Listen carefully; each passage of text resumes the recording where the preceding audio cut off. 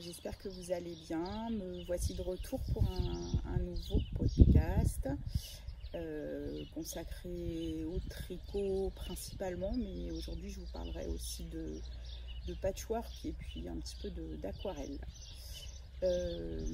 D'abord je voulais vous remercier pour l'accueil que vous avez réservé à mon dernier épisode.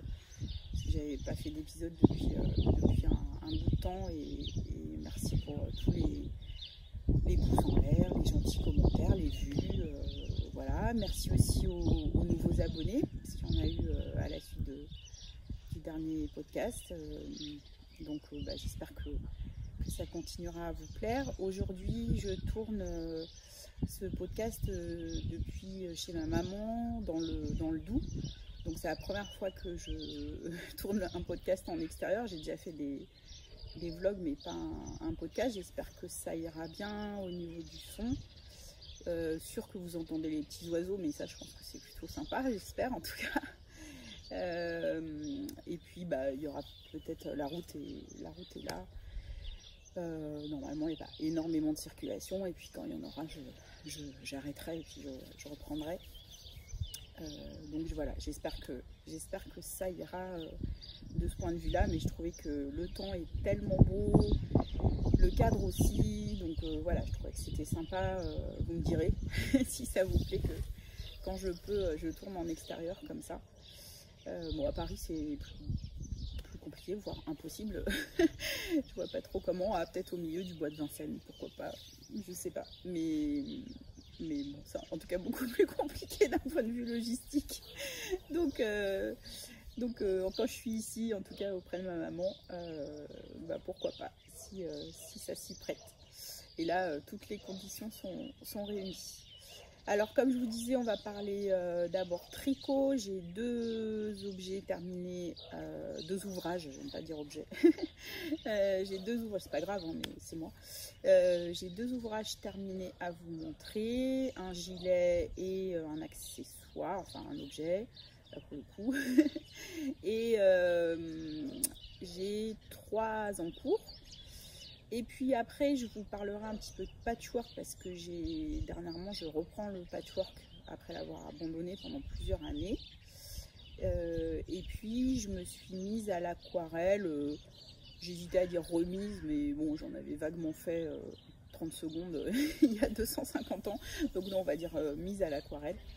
Donc je me suis mise à l'aquarelle, donc je voulais vous montrer un petit peu ce que j'avais fait, si ça vous intéresse. Donc ça sera sur la fin de la vidéo, comme ça ceux qui sont uniquement concernés par le fil, le tricot, voire un petit peu le patchwork, mais pas tout ce qui est dessin ou peinture, etc.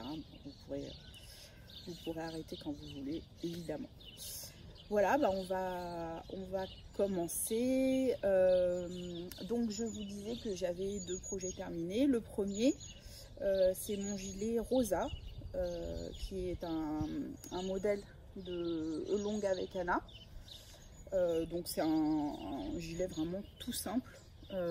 La particularité, c'est qu'il est en raglan, et donc voilà, il a une petite dentelle. Enfin, voilà, c'est juste des jetés, hein, mais qui forment une petite dentelle pour le raglan, qui lui donne un petit côté comme ça féminin. Sinon, voilà, c'est vraiment que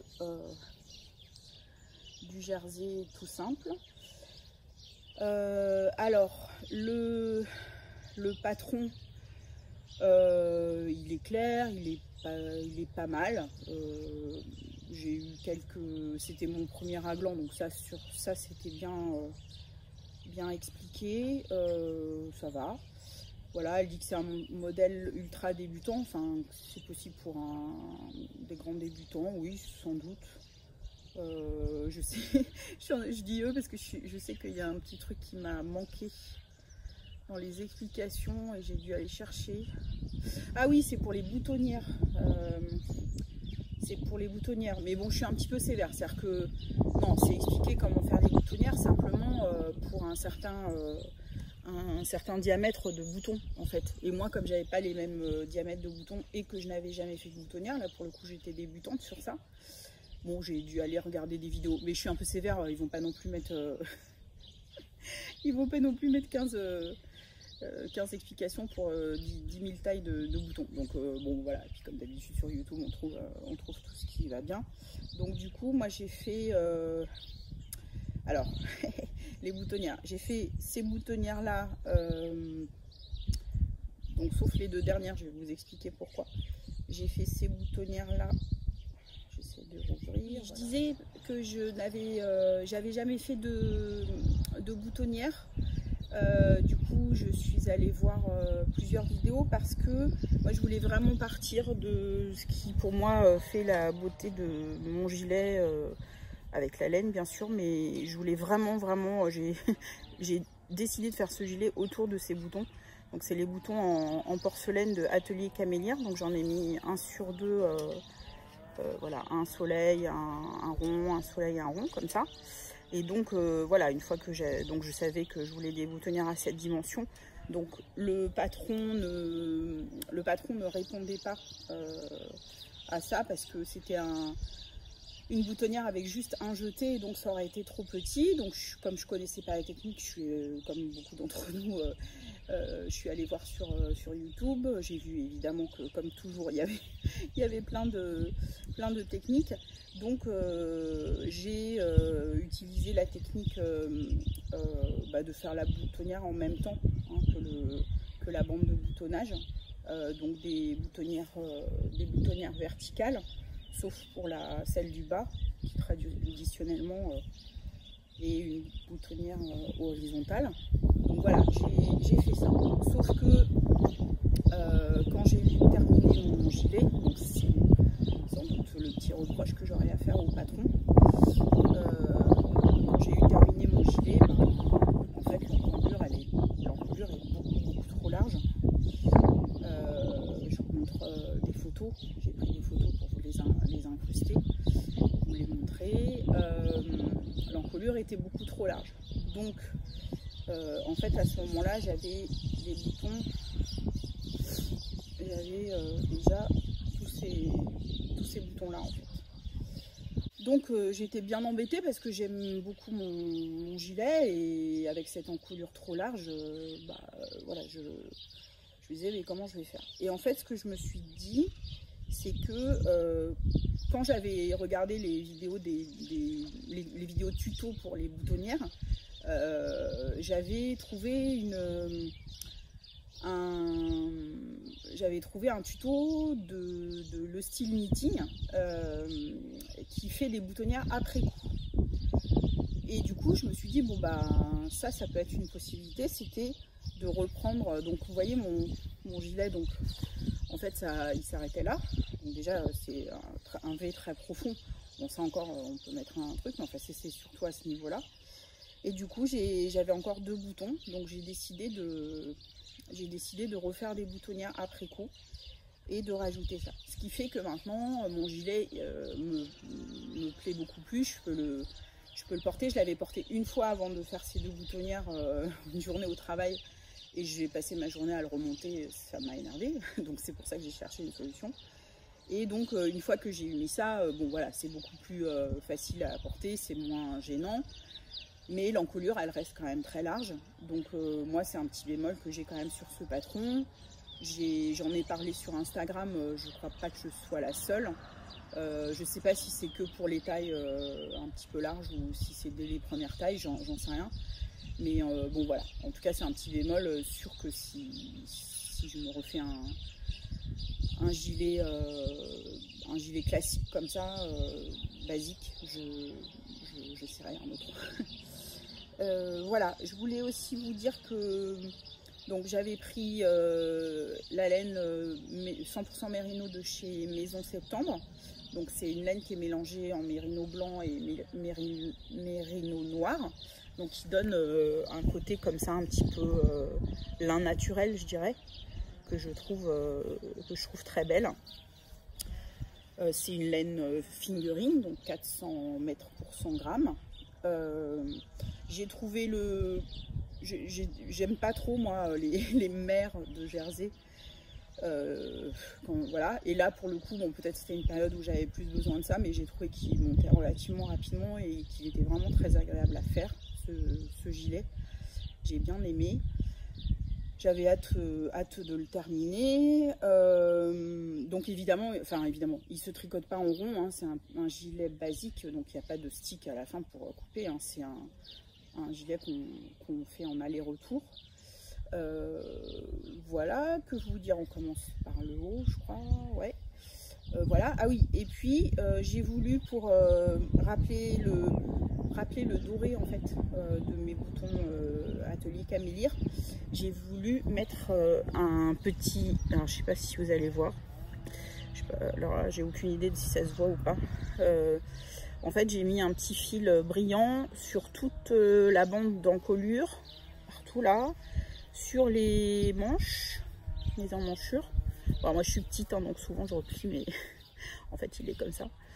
Voilà, les emmanchures et les côtes du bas. Mais j'ai pas d'idée, je sais pas, il y a du soleil, peut-être que ça bouillotte. En tout cas, voilà, il y a un petit fil. Donc j'ai tricoté en même temps avec mon fil mérino, un petit fil doré. C'est un doré très doux. En fait, c'est un fil doré et un fil blanc qui sont mis ensemble, et c'est de la marque Crème Queue. Voilà, j'ai trouvé ça, je l'aime beaucoup. Alors, petit bémol aussi, c'est que je l'ai porté beaucoup, mais je ne l'ai pas depuis longtemps quand même. Je sais pas, j'ai dû le porter peut-être une dizaine de fois. Et il bouloche quand même déjà. Bon, moi ça me choque pas plus que ça. Je crois que ça peut être normal sur les laines naturelles au début. Donc je vais l'éplucher. Non, je vais le raser. Je suis un peu stressée de le raser d'ailleurs, parce que en gros j'ai jamais fait ça. J'ai le truc électrique, j'ai aussi un truc à la main qu'on m'avait offert, mais voilà, je suis un peu stressée de ça, je ne vais pas abîmer mon gilet. Mais je vous dirai, donc, si une fois que j'ai enlevé les premières bouloches, ça revient, je vous dirai comment ça vit. Mais voilà, en tout cas, franchement, malgré tout, les petites difficultés que j'ai eues, le fait de devoir remettre des boutons, tout ça, je l'aime vraiment beaucoup et je le mets tout le temps. C'est vraiment le truc hyper basique. Et je trouve qu'il fait cool si je m'habille en cool, et il peut faire aussi très mignon sur une robe. Deuxième objet terminé, c'est... Ah, il y a eu un problème de... Voilà, ça c'est... Merci. Bon, je sais pas à quel moment ma caméra s'est cassée la figure. Bon, bref, je pense que ça a été deuxième objet terminé. C'est un protège bouillotte. En fait, j'ai vu ça, et je dois pas être seule, vous devez l'avoir vu aussi, pour ceux qui regardent le podcast Tricolibri de Emma. J'ai vu qu'elle avait fait ça beaucoup pour Noël, pour ses fils notamment. Et j'ai trouvé ça vachement chouette, parce que notamment moi j'aime bien une bouillotte. Bon, ça va pas le faire. Cet épisode est un peu chaotique. J'ai commencé le montage et je me rends compte qu'il y a beaucoup de bruit de vent. J'ai pas anticipé ça, donc j'espère que ce sera possible. Franchement, j'ai ni le temps ni le courage de recommencer tout. Je suis désolée, donc j'espère que vous m'en voudrez pas. Et j'ai été interrompue, enfin bref. Et là, au moment de monter, je sais pas pourquoi, il y a une partie de la vidéo sur la bouillotte, le protège bouillotte, qui n'a pas été filmé. Peut-être qu'à force d'être interrompue, j'ai pas rappuyé, tout simplement, j'ai pas redéclenché le truc. Bref, je réinsère un petit passage. Bon, voilà, vraiment désolée pour le côté chaotique. Donc finalement, l'extérieur, c'est peut-être pas une super bonne idée, ou alors il faut vraiment qu'il y ait zéro vent, mais ici, je sais pas trop si c'est possible. Et puis voilà, bah, tant pis. Donc je vous redis un petit mot quand même de la bouillotte, même si je vous renvoie beaucoup aux vidéos donc Tricolibri, parce que c'est d'elle que je suis partie, hein, donc pour faire ce protège bouillotte. Et ces vidéos, je pense que c'est celles qui sont soit un peu avant ou un peu après Noël, parce qu'elle en avait fait beaucoup pour faire des cadeaux à ses enfants, je crois. Voilà, donc le patron, c'est un patron gratuit qui est sur Ravelry. Maintenant, il va y avoir des bruits bizarres dans la maison aussi. Bon, je suis pas chez moi, j'ai pas l'habitude. Donc le patron, c'est Hot Water Bottle Cover de Emily Goldwyn, je crois, ou je sais plus. Je vous mettrai toutes les infos, hein, de toute façon, comme d'habitude. Et pardon, je rigole parce que j'ai du mal à faire la vidéo cet après-midi. Il y a des moments, les planètes sont pas alignées, je pense. Et c'est un patron gratuit. En anglais, il n'y a pas de traduction en français, mais bah, justement, ça peut vraiment être le genre de projet sympa pour se lancer avec l'anglais. Parce qu'il fait genre une page, enfin, c'est très rapide évidemment. Et du coup, comme c'est assez simple, vous avez vraiment les termes de base de l'anglais. Donc vous pouvez trouver facilement les équivalences en français dans les dictionnaires français-anglais de tricot que vous trouvez sur le net. Alors pour les laines, j'ai utilisé de la laine Fonty Ambiance. Je rigole parce que là maintenant il y a les cloches qui sonnent. En fait la campagne c'est hyper bruyant, dit la fille de la ville. Enfin bon, un peu des deux mais quand même. Donc je crois que je suis en train de piquer un fou. Ça c'est la Fonty Ambiance, c'est couleur naturelle. Et ça c'est un reste que j'avais de Derero Natura coloris pavot. Voilà, et alors le patron, il n'y a pas les motifs. Hein. Les motifs, c'est moi qui les ai trouvés dans un de mes livres.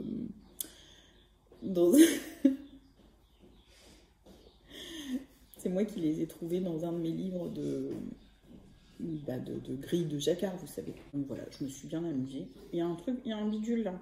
Tiens, je me rends compte à l'écran que j'ai fait une petite erreur. Hop, il n'y a pas d'erreur. Voilà, je change. Voilà, tout ce que je voulais vous dire, c'est super chouette. J'ai pas fait d'échantillon et elle est rentrée pile poil. Oui, pour la rentrée pour rentrer la bouillotte dans le protège bouillotte, bah, comme c'est du caoutchouc, hein, elle se plie comme ça. Hop, vous la passez par le col et elle se déplie à l'intérieur. Et idem si vous voulez la ressortir. C'est pas compliqué. Si je voulais vous dire, j'y aurais pas pensé, mais Emma de Tricolibri l'a justement dit de faire attention avec les bouillottes. C'est pas la peine de mettre de l'eau bouillante. C'est la petite minute. Attention, n'ayez pas d'accident domestique. Si vous utilisez des bouillottes, ne mettez pas de l'eau bouillante, ça n'est pas la peine. L'eau du robinet tiède plus, ça va très bien et ça fait quelque chose de très agréable, soit pour réchauffer votre lit. Moi, je m'en sers, j'aime bien, voilà, si j'ai un peu mal au ventre, mettre de l'eau chaude et me réchauffer un peu comme ça. Voilà pour la bouillotte. Et donc, j'essaye d'insérer ce petit morceau de vidéo que j'ai aussi eu bien du mal à faire. Bon, voilà, encore une fois, toutes mes excuses pour les bruits divers et variés. Mais là, je ne peux pas faire autrement si je veux vous proposer une vidéo. Je suis désolée. Autre ouvrage en cours. Donc, je suis en train de faire un pull. Un pull tout en mohair. Qui s'appelle le Flashdance Sweater. Je vous raconte un peu l'histoire de ce projet. En fait, je ne sais pas si vous suivez une podcasteuse, je crois qu'elle est norvégienne, qui s'appelle Knitting Tradition, enfin son podcast s'appelle Knitting Tradition. Et en fait, elle racontait que chez eux, ils font des, comme les Anglais font des pulls de Noël, enfin, qui arrivent un petit peu chez nous depuis un certain temps, mais traditionnellement, visiblement, quand les Anglais font des pulls de Noël, eux, ils font non seulement des pulls de Noël, visiblement, mais ils font aussi des pulls de Pâques, avec des couleurs très flashy, etc., jaunes, etc. Et elle s'était fait ce pull l'année dernière. Et donc avec ma copine, donc Marilyn, Afro Bohemian Knits sur Instagram, on avait vraiment flashé sur ce pull, on avait échangé toutes les deux. On s'était renseigné sur l'origine de ce pull et en fait donc c'est une marque de laine, enfin non c'est un vendeur de laine, pardon. L'entreprise s'appelle Moheria en Norvège, donc qui en fait vend des laines et avec il y a des patrons, voilà. Et donc ils font un kit en fait avec le patron pour ce pull. Et mais alors le patron est en norvégien et donc bon faut commander la laine en Norvège, mais c'est pas de la laine norvégienne, c'est de la laine d'Afrique du Sud, donc je vous expliquerai après. Donc avec Marilyn on était à fond, on s'est renseigné auprès d'eux, on leur a dit oui mais nous on comprend pas le norvégien, donc la dame nous a dit mais si vous voulez on vous traduit le patron en anglais. Ouais super et tout, donc voilà on a commandé toutes les deux avec des couleurs différentes nos kits pour le faire, donc ça c'était l'année dernière. Et puis moi mon papa est décédé donc j'ai pas poursuivi. Marilyn elle a fait le projet. Et puis cette année il y a Sofiana de Sautricot Création qui a décidé de lancer une kitsch party, donc un cal pour tricoter tous ensemble des trucs kitsch. Et ça a été j'ai une lunette qui me rappelle. Ça a été l'occasion évidemment ça m'a fait tilt et je me suis dit mais j'ai tout ce qu'il faut pour participer à la kitsch party de Sofiana, puisque bon, on peut dire qu'on est dans le kitsch quand même. Alors j'ai changé d'avis sur mes couleurs d'origine, hein. J'avais effectivement ce orange et ce rose et ce blanc, mais je voulais mettre aussi, je les ai pas là, mais je voulais mettre aussi du jaune et du bleu, mais bon, quand je m'y suis mis, je me suis dit, ça fait quand même un peu trop. Il faut quand même que je le porte ce pauvre pull, hein. Donc, et que j'adore, hein. Alors là ça sort complètement à côté de mon gilet beige tout neutre. C'est vraiment pas du tout pareil, mais moi ça me dérange pas de changer de style, pas du tout. Donc le patron d'origine en fait c'est un crop, donc moi je mets pas de crop hein, parce que j'ai un gros bidon que je préfère camoufler. Du coup au lieu d'avoir 2 bandes j'ai rajouté, donc c'est là-dessus que je suis un petit peu inquiète. J'espère que les bandes vont bien tomber et que il va pas être trop gros, trop long, voilà, parce qu'en même temps j'ai une grande taille mais je suis pas grande du tout, donc voilà, j'espère que ça ira. Il va peut-être être un peu long mais bon c'est pas grave, c'est le gros pull doudou, il sera, voilà. J'ai dû évidemment recalculer un peu, j'ai rajouté 1 ou 2 motifs, je sais plus, par rapport à, parce que dans le patron il y a une taille L et XL je crois, c'est tout.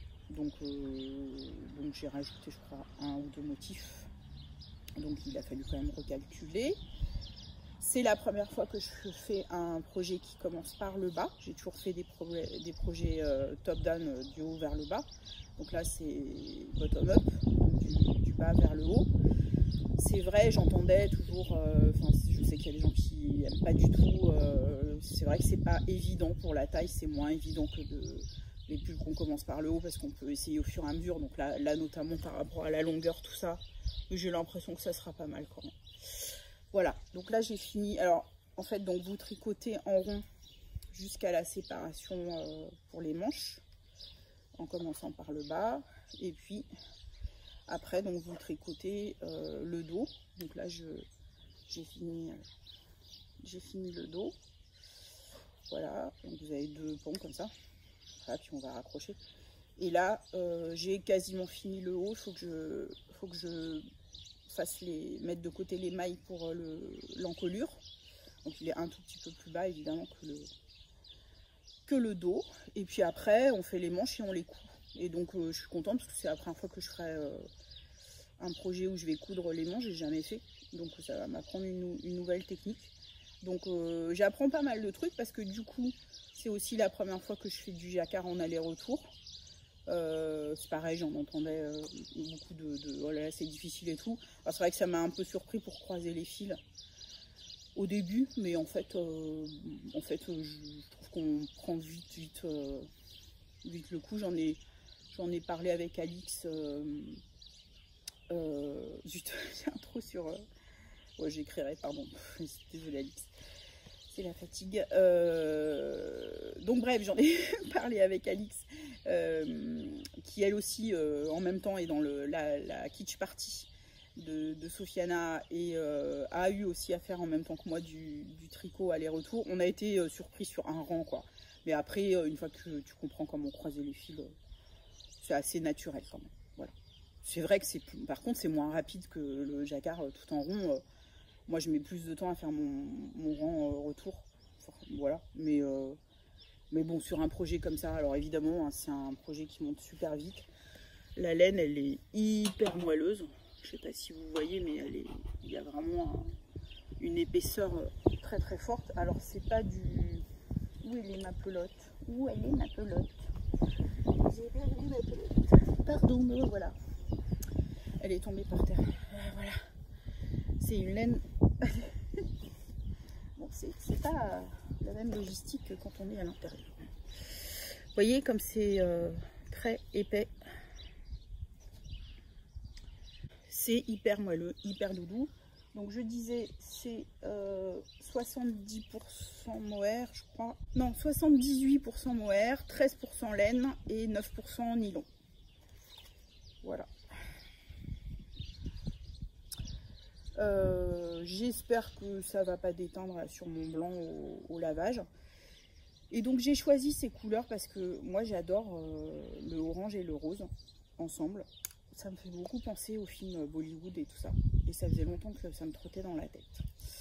Donc voilà, je suis partie là-dessus et juste un blanc pour faire la troisième couleur. Voilà, je pense que je vais bientôt le terminer. Même si je vagabonde entre plein de projets, donc forcément ça avance moins vite que ça pourrait. Mais je l'aime bien, je suis contente et je le porterai. Je le trouve kitsch positivement en fait. Je l'aime bien. Voilà, si vous voulez des infos sur la kitsch party, vous allez voir sur la chaîne ou sur le compte Instagram, la chaîne YouTube ou le compte Instagram de Sautricot. C'est en cours, mais je crois que vous pouvez nous rejoindre à tout moment, c'est hyper libre. C'est pas que du tricot, ça peut être du crochet, ça peut être de la couture, ça peut être plein de trucs et on est sur un groupe Discord et c'est hyper sympa. Voilà, on se marre bien, on s'envoie des photos de trucs kitsch et tout ça, on rigole bien et on se motive pour l'avancée de nos projets. Je trouve que c'est très, très sympa. Après, qu'est-ce qu'on a? Oui, alors hyper rapidement, parce que vous allez voir où j'en suis. J'ai commencé l'étole Bloom de Maison Bon Poil Création. Donc Maison Bon Poil, c'est une boutique qui est en grande banlieue parisienne. C'est où déjà? Bon, je vous le marquerai, je ne me rappelle pas. Et bref, je vous mettrai le lien. Et elle a fait une super jolie étole, un super joli patron d'étole qui s'appelle Bloom, ça veut dire feuille, je crois. Ouh là là, c'est le bazar. Bon, je vous montre ce que je peux, c'est le tout début. Moi, j'ai fait que ça. J'ai fait que ça. Parce qu'en fait, j'avais besoin, il me manquait de la laine pour mon pull Flash Dance. Et du coup, ouh là là, je suis bien emmêlée, je vais m'amuser. Il me manquait de la laine et du coup, en attendant, j'avais commencé ça. Mais comme j'ai reçu ma laine rapidement, j'ai repris. Donc, bon, je la reprendrai peut-être plus tard. Je préfère finir quand même mon pull avant de la reprendre. J'ai choisi de faire ce projet parce que je me suis rendu compte que je mettais beaucoup, je vous en parle souvent d'ailleurs, je crois, mon châle René Cendre, qui est un châle en 2 écheveaux, qui est assez petit. Et moi, à part quand il fait vraiment très très froid, je suis pas quelqu'un de frileux, donc un petit châle, ça me va bien. Et là, c'est pareil, c'est en 2 écheveaux. Et voilà, c'est des formats qui me vont bien. Je trouve que ça se met dans le sac facilement parce que j'ai chaud, j'ai froid, j'ai chaud, j'ai froid. Voilà. donc j'avais envie d'un deuxième parce que porter tout le temps le même, en plus comme il a des couleurs dorées et vert, ça va quand même pas avec tout. Donc j'avais choisi cette couleur qui est foncée, donc qui quand même passe avec beaucoup de choses. Et ça, c'est le fil qui a été utilisé pour le patron, parce qu'il y avait des kits qui étaient vendus. Maintenant, vous pouvez avoir le patron d'un côté, mais aussi avoir la laine faite avec ou une autre. Donc c'est une laine fingering de la marque Fil Indigo et c'est du 100% yak. Et c'est teint naturellement et ça c'est la couleur qui est teint avec la cochenille et c'est vraiment très très joli. Voilà, et je trouve que ça passe assez facilement ces couleurs là et j'adore de toute façon tout ce qui est aubergine, violet très foncé. Voilà, que j'ai mis dans mon sac Wool and the Bag, que j'adore aussi, c'est pareil, tout ça c'est tout naturel. Et je vous recommande cette marque française. Voilà. C'est tout pour le tricot. Voilà, si vous avez des questions, si vous voulez dire des trucs et tout ça, j'essaierai de vous mettre le max d'infos en barre d'infos, mais si j'ai oublié quoi que ce soit, vous n'hésitez pas. Alors comme je vous disais, j'ai repris le patchwork. Je ne vais pas en parler 50 ans parce que j'ai l'intention de vous faire un épisode. J'ai deux intentions. J'ai l'intention de vous faire un épisode spécial patchwork où je vais vous montrer mes patchworks passés que j'avais fait. Et du coup, ça me permettra de vous parler un petit peu des différentes manières de faire du patchwork, de différentes techniques, vous montrer un peu des outils, tout ça, des livres que j'ai, je vais vous dire ce que j'en sais. Et puis, ma deuxième intention, c'est de vous faire un petit tuto, parce que donc j'ai commencé un projet que j'avais à cœur depuis très longtemps. Quand je faisais du patchwork, je m'étais toujours dit, j'aimerais vraiment me faire ce qu'on appelle un jardin de grand-mère. Je vous mets une photo à l'écran.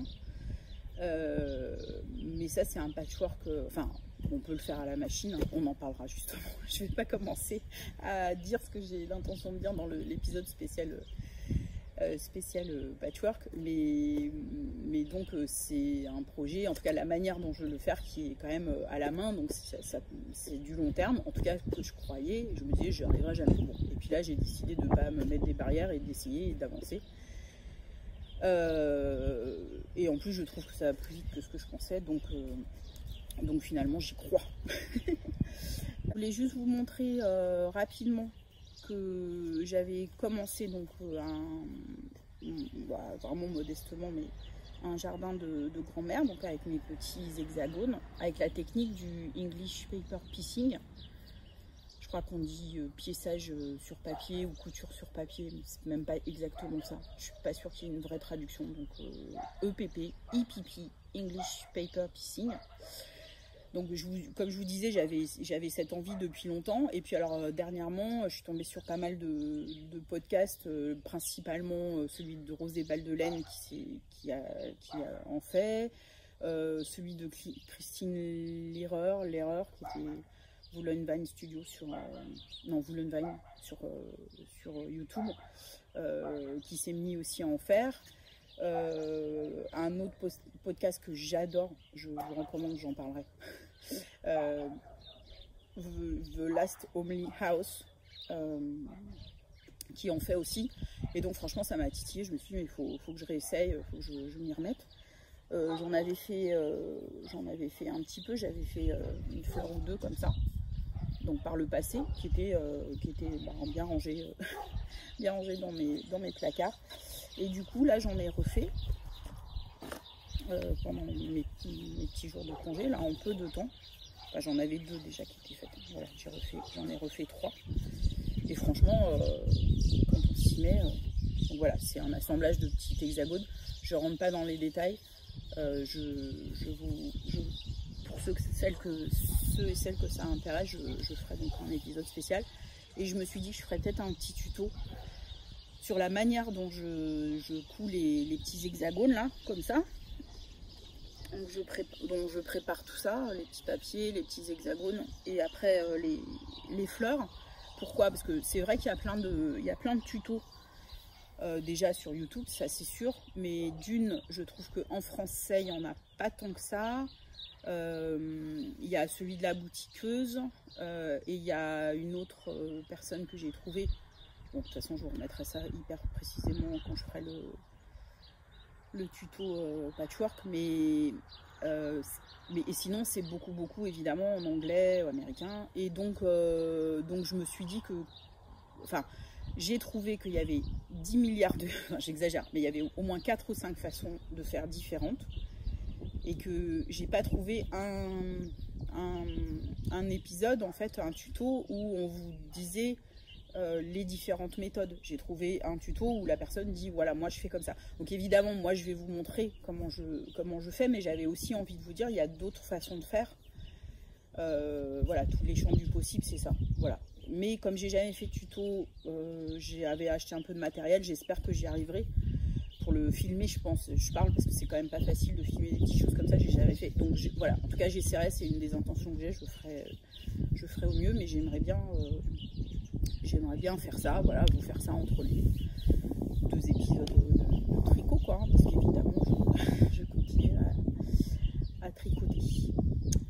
Voilà pour le côté patchwork. Et puis je voulais vous dire aussi que je m'étais un peu lancée dans l'aquarelle et vous montrer juste rapidement ce que j'avais fait, sachant que donc j'utilise principalement les tutos de Tribulation de Marie et un autre tutoriel avec lequel j'ai fait ça, mais je n'arrive pas à me rappeler, donc pareil, je vais vous le marquer. J'ai moins préparé. Voilà, donc j'ai fait ça il y a quelques semaines à partir d'une vidéo en fait sur YouTube. Donc ce sont des petits exercices en fait. Elle appelle ça des doodles. Donc c'est avec stylo et aquarelle. Et puis j'ai fait ça en suivant un tuto des Tribulations de Marie, de Mimosa pour fêter l'arrivée du printemps.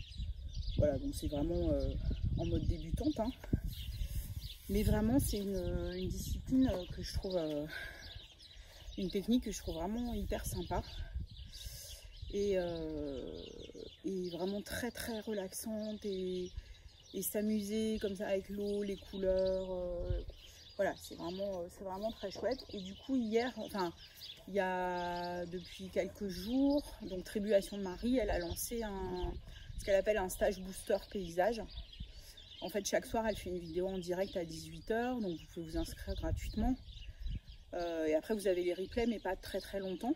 Et l'idée, c'est vraiment de faire un paysage chaque jour et tout. Donc, j'ai pas eu le temps de faire les paysages qu'elle a proposés. Par contre, j'ai regardé quelques vidéos pour avoir quelques techniques. Et hier, ce que je me suis dit, c'est que j'allais pas, j'avais un peu de temps, mais je voulais pas. Je me suis dit, je vais pas faire les aquarelles qu'elle propose en regardant l'écran. Je vais carrément, moi, là, je suis à la campagne, j'ai des paysages partout. Donc, je prends ma voiture et je vais aller trouver un beau paysage. Et donc, c'est ce que j'ai fait. Et puis, ben, je me suis bien amusée, j'ai fait ça. Écoutez, je suis pas mécontente pour une débutante, voilà, du résultat. J'aime bien mes montagnes et mon petit village. Bon, la route, là, elle mériterait... elle est un peu ratée. Elle est un peu trop présente, mais... à mon goût, mais le ciel, les montagnes et tout ça, le petit village, je suis contente.